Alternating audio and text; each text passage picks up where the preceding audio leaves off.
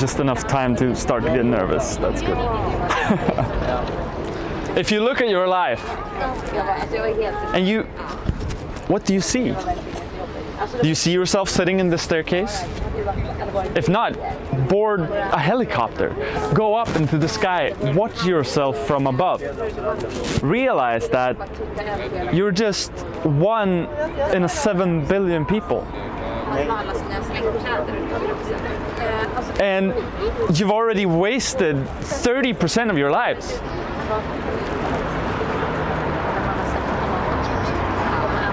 How does that make you feel?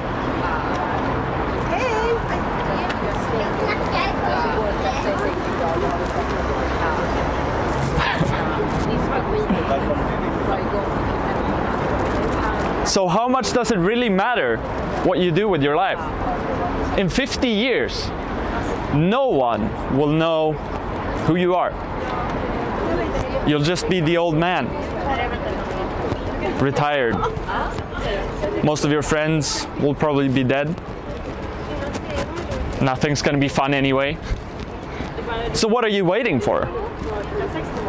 Why are you constantly wasting your life focusing on what other people think of you?